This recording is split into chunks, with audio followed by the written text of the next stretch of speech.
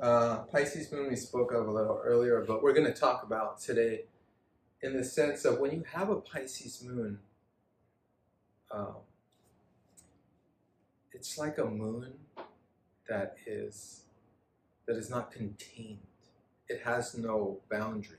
When we see the moon, we see it with a very almost perfect circular reflected boundary. But Pisces moon is the reflection itself. It is the pool of water where the moon is reflected in. And as you look in water, it's never still, right? There's always, unless it's a lake or something, if it's an ocean, it's just waves constantly dying and being born again. There's something about Pisces which calls forth that ocean of memory, that extreme sensitiveness to everything, almost contagiousness to anything that drops in its water.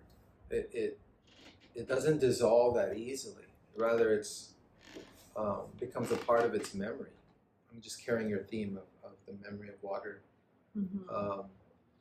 Yeah, Pisces moon is very emotional, very much a moving, emotive, shifting, emotional, and transformative energy. I mean, this is, as we were discussing, this is the imagination. This is a certain space.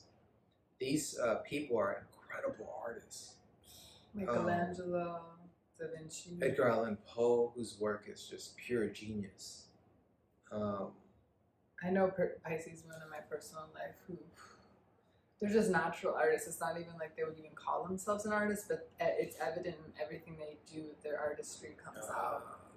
There's Jeff Tate, the singer of the Seattle band Queensryche, an amazing operatic singer. The emotions that he can call forth in his voice and his frequency when he sings, oh man, I mean, one of the best metal singers ever, if not the best. Who else? It's just, yeah, Pisces moon is something, it's what we were discussing also, like, a lot is talked about the sensitivity, the need for protection when people have Pisces moon. I have to agree with that. They do need protection because they're too susceptible to anything in their environment. They need extremely sensitizing. Yeah, they need containment. Otherwise, it's very dangerous for them. Things can just leak in from a conversation, from walking in a certain area. They can pick up things. Sounds, foods. I imagine all those things are extremely impressionable. Like this would be the moon where I would say, and they probably don't anyway, but they're probably the people that don't even want to watch anything horror. Yeah, right. You know, they really have to be very conscious of the things they consume into their being, which, you know, through the ears, the eyes, any of the orifices, right?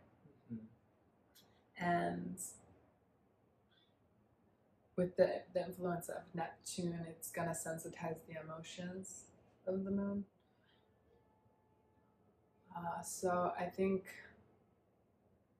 healing in bodies of water, I mean, I always recommend this for Pisces, soaking in tubs, Epsom salt baths, having kind of practices where they're just cleansing their aura, whatever that looks like for a person. Crying or processing their emotions or allowing themselves to feel it fully. The opposite thing is that's very positive and powerful is they're actually comfortable with the tumultuousness, with the waves of their own emotional expression. That's comfortable. Well, that's where it gets channeled into art or music. I think that's what makes them such talented artists. Mm-hmm. Because that's a way to contain. Yeah, bring it into form. To identify it, bring it into form. You know, there's definitely a big-hearted energy. Yeah, you know, similar to Uranian, like there's just this kind of like, you know, very loving beings, very caring beings. That's very true. The danger is to not become a martyr with this placement. Victimhood is a big issue that has to be resolved. Well, I don't know that they're the victim as much as potentially attracting victims to save, to rescue, because of their deep, deep empathy. Could be either extreme. What else? Any famous people we want to touch on? Oh, we already did. Yeah, we touched on some figures with this. Yeah, that's all kind of I have to add. What else could we add? With Pisces moon,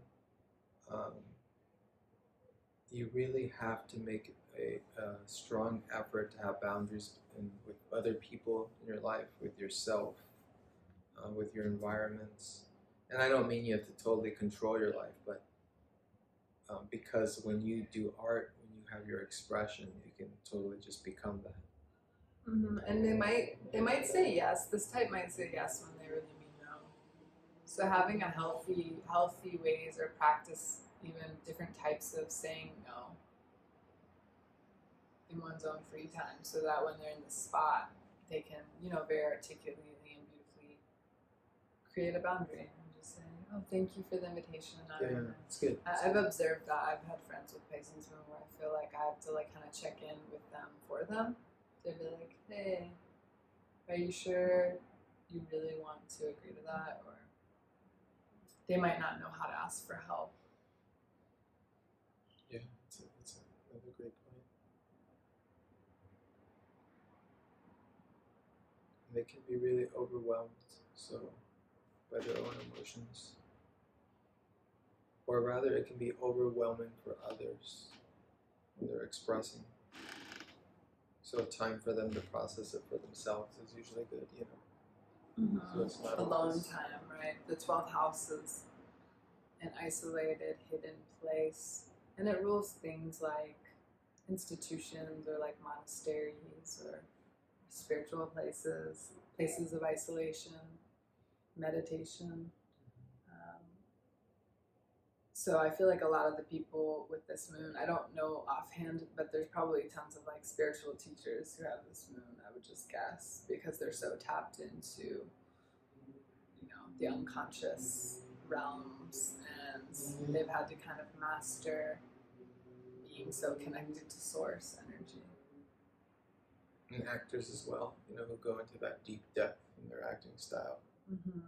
I would say this moon could also potentially be projected on because, as we mentioned with how the other immutable moon we talked about, one of the other ones, Gemini is this kind of shapeshifter. I think Pisces is this chameleon because they are so plugged into everything that they potentially get projected onto in positive and challenging ways because they can appear as many different forms.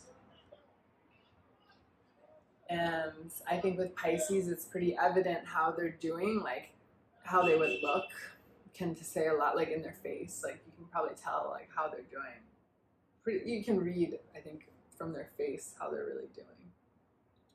If they look like very expressive, they're drained, or if they look like, they have the energy for something, probably pretty visible or apparent in the way that they're expressing at that time.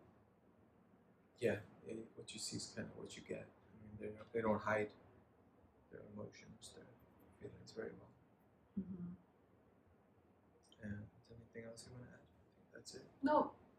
We're going to be covering all of the moons, and write to us if you have any specific topics you'd like us to share and chat about.